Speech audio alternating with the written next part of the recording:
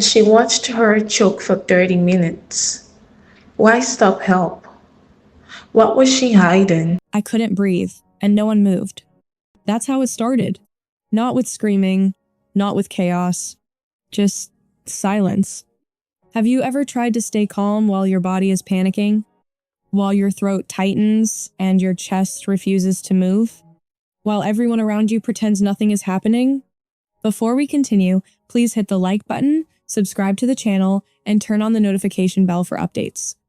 I was 15, sitting at the dinner table, fork in my hand, back straight, just like she liked it. The room looked normal, too normal. Soft yellow lights, plates neatly arranged, napkins folded perfectly. My stepmother Valerie sat at the head of the table like always, posture perfect, expression calm, eyes sharp. And then it happened. I swallowed wrong. At first, I thought it was nothing. You know that feeling when something just goes down weird? You cough once, take a sip of water, and it's over. Except, I couldn't cough. My throat locked. No air in, no air out. I froze.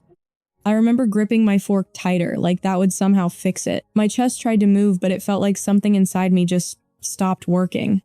I looked up. Valerie was already looking at me. Not worried, not confused. Just watching. And then she said it.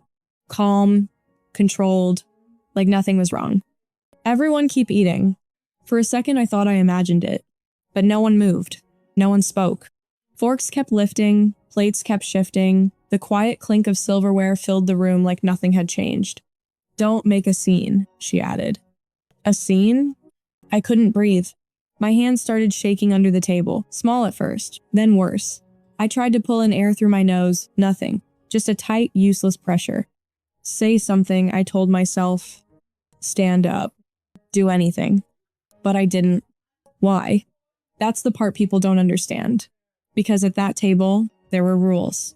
Rules that weren't written down, but everyone followed. Don't interrupt. Don't get up without permission. And definitely, don't embarrass her. I tried to cough again. It came out like nothing, just a weak, silent movement. Across from me, Ethan, my stepbrother, paused mid-bite. His eyes flicked up to mine. He saw it. I know he did. For a second, his chair shifted like he might stand. Valerie didn't even turn her head. She just looked at him. That was enough. He froze, slowly sat back down, picked up his fork again. Like a switch flipped. I wanted to scream, but I didn't, because something inside me was louder than panic. Fear. Not of choking. Of her. I tried to move my hand toward my glass. It felt heavier than it should have. My fingers barely responded, like they weren't fully mine anymore. The room started to feel distant, muted, like I was underwater, watching everything happen from far away. And then someone reached for their phone, just slightly, subtle, hidden under the table. Hope, a tiny spark of it. But Valerie saw everything. She always did. Her eyes snapped to them instantly. Sharp, cold, and just like that, the phone disappeared. No words, no argument, just control. Total control. I sat there, gasping silently, while the people around me chewed their food like this was just another normal night. And that's when a thought hit me. Clear, terrifying. What if no one was coming to help? What if this just kept going? My vision flickered for a second, just a second. I gripped the edge of the table harder, and I realized something I hadn't let myself think before. No one at this table was going to save me. No one at this table was going to save me. That thought didn't come with panic. It came with clarity. And somehow, that was worse. Because if no one was going to help me, then what was I supposed to do? I tried again to breathe. Nothing. Just that same tight, locked feeling like my body had forgotten how to work. Stay calm, I told myself. Don't make it worse. But how do you stay calm when your chest is burning? My fingers dug into the edge of the table. I focused on something, anything, to stay grounded. The plate in front of me, the pattern on the rim, the way the light reflected off the fork. Anything except the fact that I couldn't get air. Across the table, Chloe, my stepsister, was staring at me. She wasn't hiding it. Her small face scrunched up in confusion, then worry. Why is she... Chloe, Valerie cut in smoothly. Not loud, not angry. Just enough. Chloe's mouth snapped shut. Her eyes dropped to her plate. Silence again. It was like the entire room was being held together by Valerie's voice, by her rules, and no one was willing to break them. Not even now. My head started to feel light. Not dizzy exactly, just disconnected, like I wasn't fully inside my body anymore. I tried to lift my hand. Just raise it. That's all. But it barely made it halfway before stopping, trembling.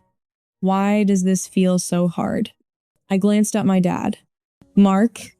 He was sitting right next to Valerie, cutting his food into precise, even pieces like he always did. Methodical, focused, safe. Except he wasn't looking at me. Not really.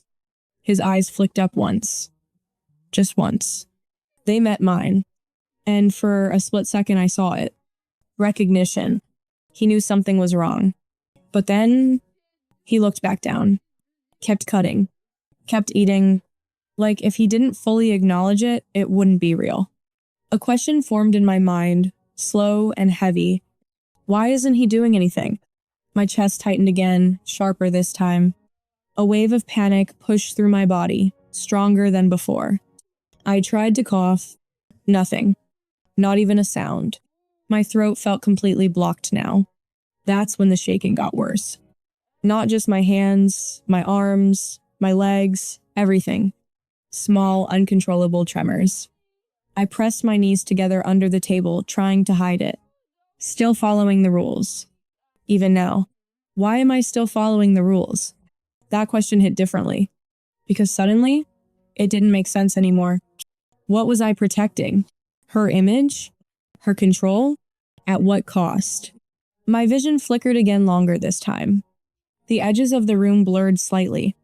The sounds of utensils slowed down, warped, like everything was stretching, and then a buzz, sharp, sudden, a phone vibrating against the table, too loud in the silence.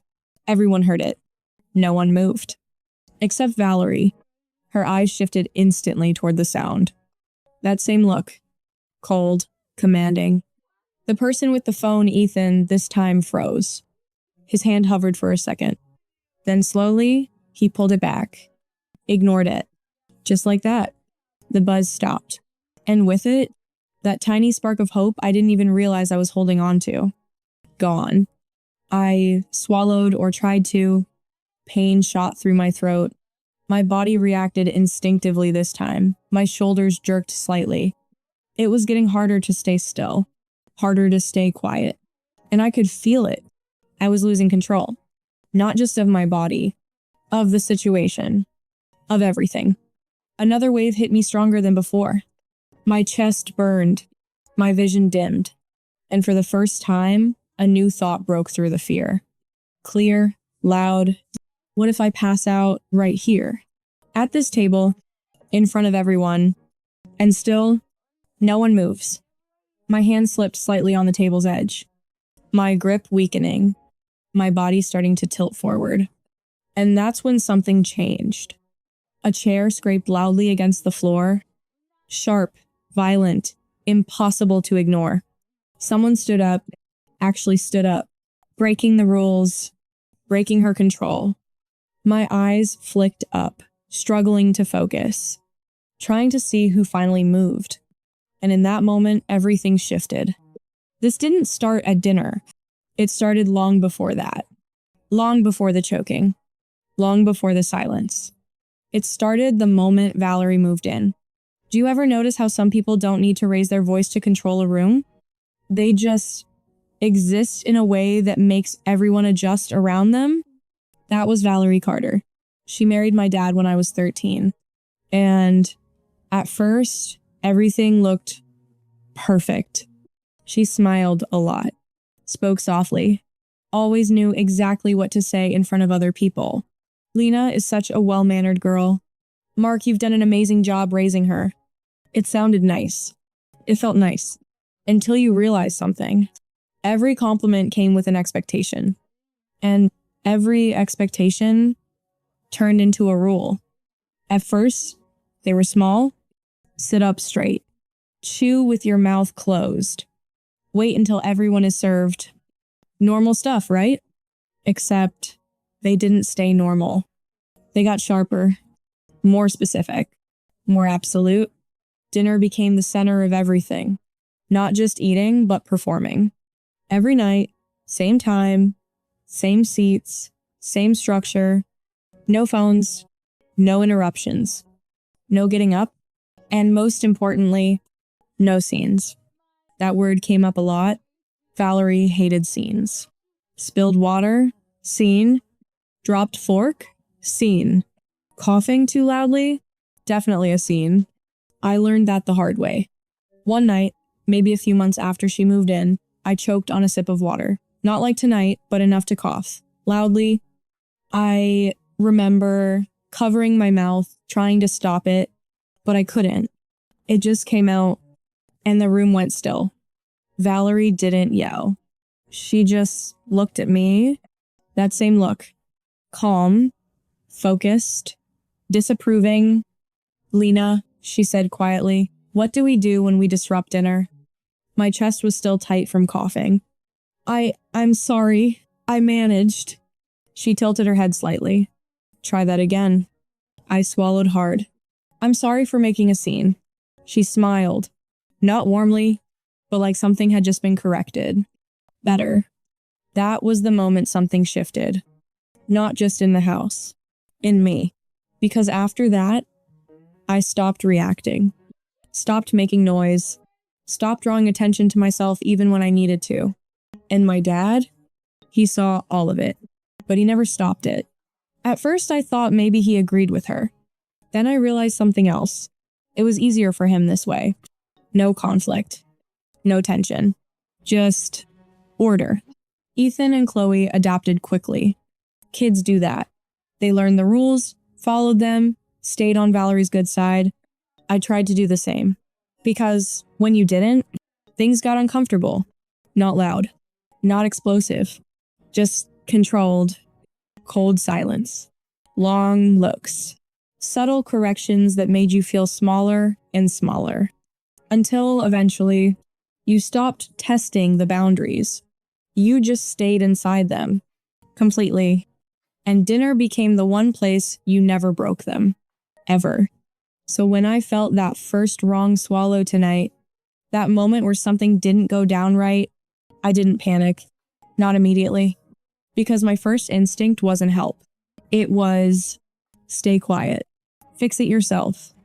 Don't make a scene. Even as my throat started to close. Even as my chest tightened. Even as I realized something was seriously wrong, I hesitated. Because breaking a rule in that house didn't just feel like disobedience. It felt like something worse. Like crossing a line you couldn't uncross. And as I sat there at the table, unable to breathe, my hands starting to shake, one thought kept repeating in my head. She saw it. From the very beginning, she saw exactly what was happening. And she chose to do nothing. I thought if I just stayed calm, it would pass. That's what I told myself. That's what I needed to believe. Because if it didn't pass, then I'd have to do something. And doing something meant breaking the rules. And breaking the rules, especially in front of everyone, felt impossible. So I stayed still. Tried to breathe through my nose again. Slow, controlled, nothing. My chest barely moved, like there was a wall inside me, blocking everything. Okay, think. I pressed my tongue against the roof of my mouth, swallowing again, trying to force whatever was stuck to go down. Pain. Sharp. Immediate. My body flinched. But I kept my head down, pretending it was nothing. Pretending I was fine, because around me, everything looked normal. Forks lifting. Chewing. The soft scrape of knives against plates. It didn't match what was happening inside me. And that disconnect, it made everything worse. Do they really not see this? Or are they choosing not to? My hands started shaking harder now. Not subtle anymore. I tried to press them into my lap, hold them still, but it didn't work. Across from me, Ethan noticed again. This time, he didn't even try to hide it. "Is she okay?" he asked quietly. The question cut through the silence like a cracking glass. For a second, just a second, I felt something shift. Like maybe this was it. Maybe someone was finally going to say it out loud. Acknowledge it. Help me. But Valerie didn't even look surprised. "She's fine," she said, calmly placing her fork down for a moment. "Eat." That was it. No hesitation. No concern. Just dismissal. And just like before, the moment closed. Ethan hesitated. I could see it in his face. The uncertainty, the discomfort. Then he looked at Valerie. And that was enough. He looked back down at his plate. Kept eating. Like nothing had happened.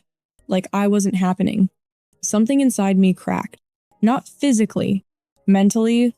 Because at that moment I understood something I hadn't fully accepted before.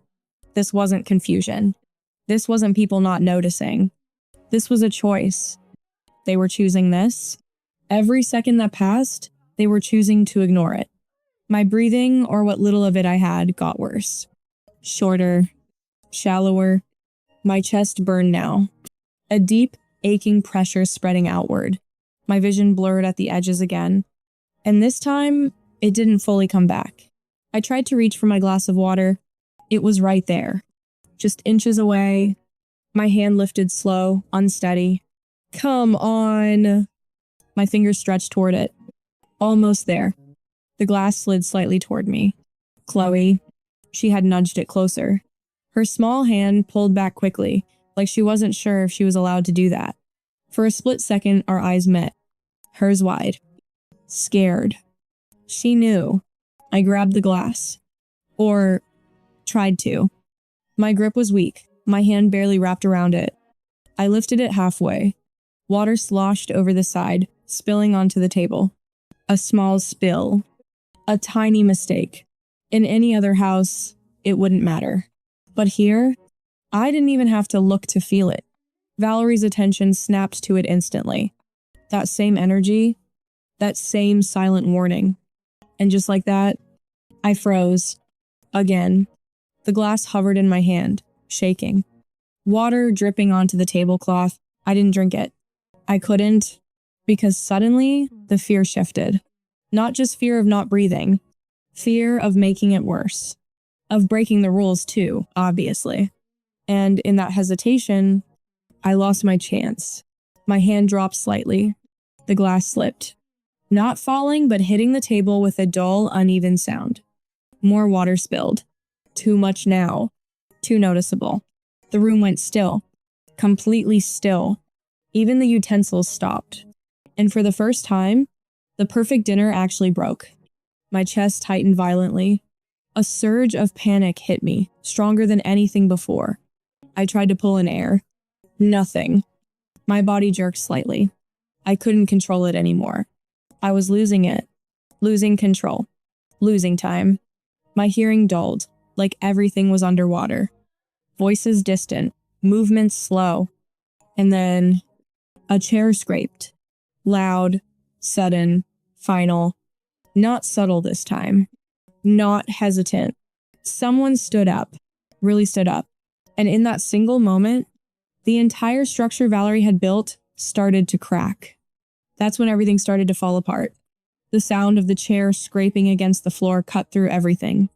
Sharp, jarring, final. It didn't belong in that room. Not at that table. Not under Valerie's control. For a second, no one moved. Like the entire house was holding its breath, waiting to see what would happen next. Then I looked up. It was my dad. Mark. Standing. Actually standing. And something about that felt wrong. Not because he shouldn't have helped, but because he never broke the rules. Not like this. Not in front of her. His chair sat slightly pushed back behind him, uneven. Out of place.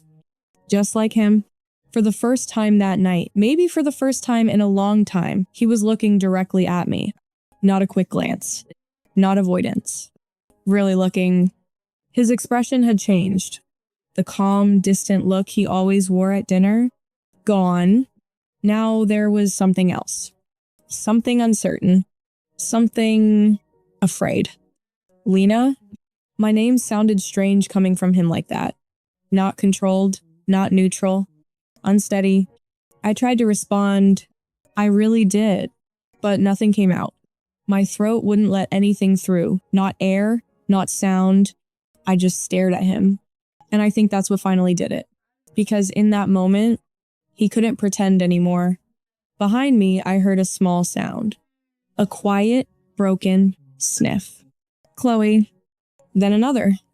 And suddenly, she wasn't quiet anymore. She's not okay, she cried, her voice cracking. She's not. Chloe.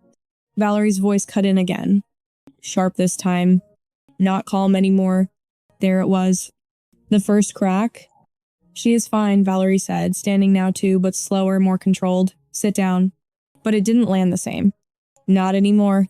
Because something had shifted. Mark didn't sit. He didn't even look at Valerie. He stepped toward me. One step. Small, but it might as well have been everything. Lena, can you breathe? He asked.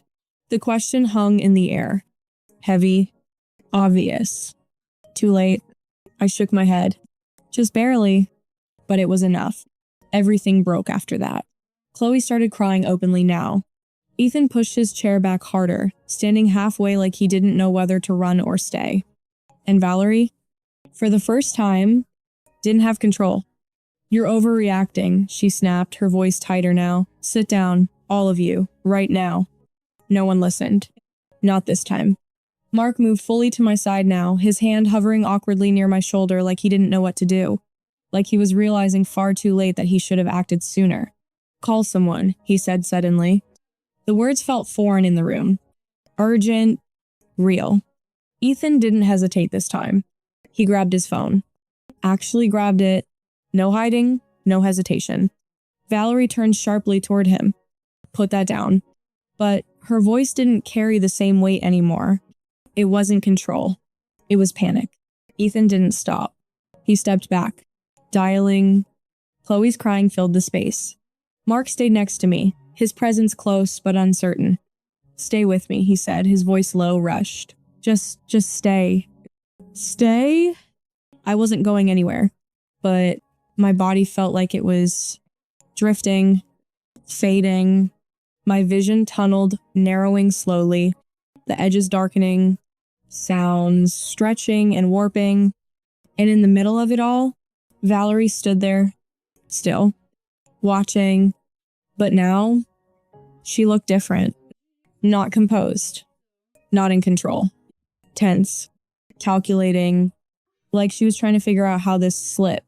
How she lost it. Time stopped making sense after that. Moments blurred together. Voices. Movement. Noise. Then, a sound from somewhere distant. A door opening. Footsteps. Fast. Heavy. Purposeful. Voices I didn't recognize. Clear. Direct. Different. And then suddenly, they were there. Paramedics. Bright presence. Urgent energy. Real help. One of them moved toward me immediately, kneeling slightly, eyes scanning quickly. Focused. Professional. And then, he paused. Just for a second, his eyes locked onto mine. Something in his expression changed. Not confusion. Not urgency. Something else. Something sharper. He looked up at the room. At my dad. At Valerie. And then he asked the question that shattered whatever was left of the illusion. How long has she been like this? Silence. No one answered. Because everyone knew the truth. And in that moment, there was no hiding it anymore. How long has she been like this? The question didn't just hang in the air. It exposed everything. No one answered. Not immediately. Because answering meant admitting it. Saying it out loud. Making it real. I was still sitting there, barely aware. My body heavy and distant. But I could feel the shift in the room. The control was gone. Completely gone. What's going on? The paramedic asked again, sharper this time. Another one had already moved beside me, checking my breathing, my pulse, speaking in quick, calm instructions I couldn't fully process. But I caught pieces. Stay with me. Try to breathe. We've got you. We've got you. No one had said that before. Not tonight. Not ever like this. A small voice broke the silence. Chloe's voice shook, uneven and fragile. She's been like that since we started eating. The words came out in pieces, but they were enough. The paramedic froze for half a second, then looked back at the others. A look passed between them. Not panic. Not confusion. Recognition. And something else. Something serious. How long ago was that, he asked. No one answered. Because now the number mattered. Minutes. A lot of them. Too many. I don't know, Mark finally said, his voice unsteady. Maybe 20, 30 minutes? The paramedic repeated. Not yelling, but it didn't need to be. The weight of it landed anyway. Everything moved faster after that. They worked quickly, efficient, focused, adjusting my position, helping clear my airway, guiding my breathing. And then air, a sharp, sudden inhale. Painful, but real. It rushed into my lungs like something breaking open. I gasped, coughed. This time, it came out loud, uncontrolled, messy. And no one told me to stop. No one told me to be quiet. I kept coughing, my body shaking with each breath as air finally started coming back. Tears streamed down my face. Not dramatic, not forced, just automatic. Relief.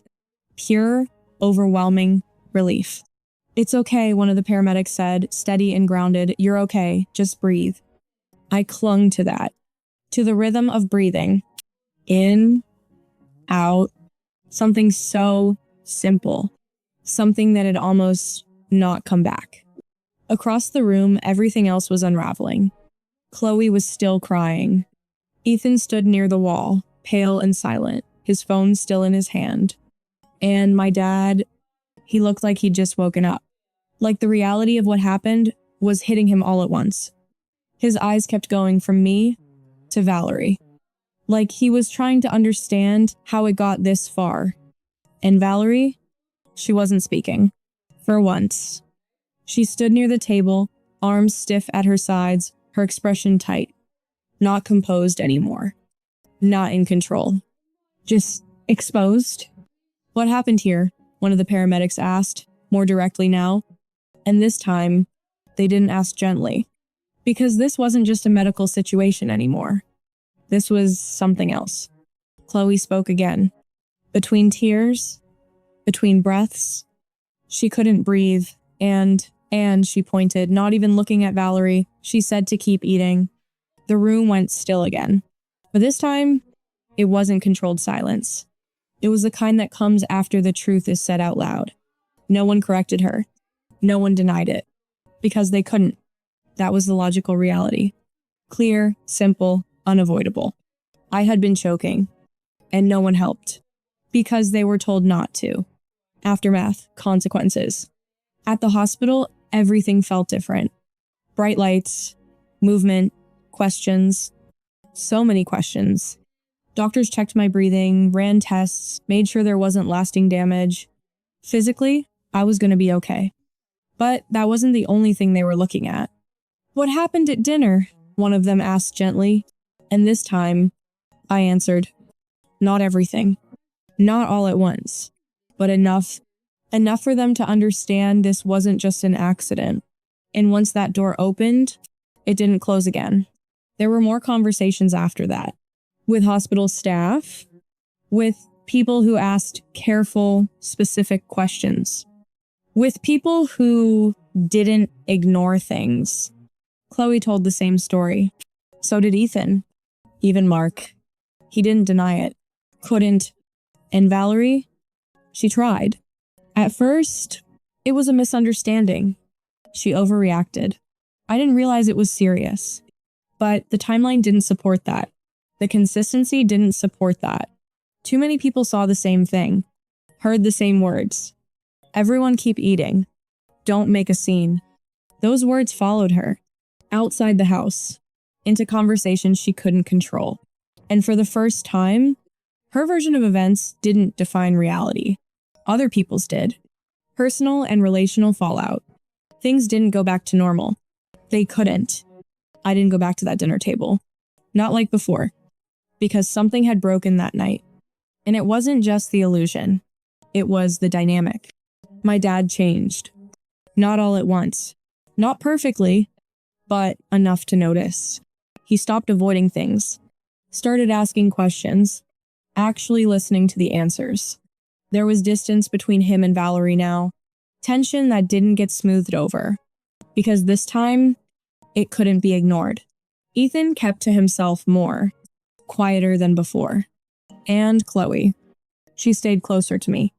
Like she didn't trust the room to stay safe without watching it.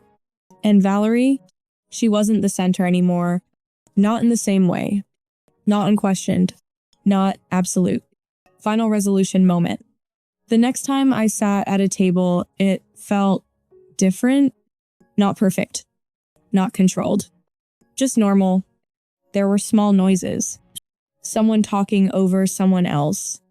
A glass placed down too hard. No one froze. No one corrected it. No one said anything about a scene. And when I took a breath, it came easily, naturally, without thinking. I didn't have to monitor it. Didn't have to earn it. I just breathed. And for the first time in a long time, that was enough.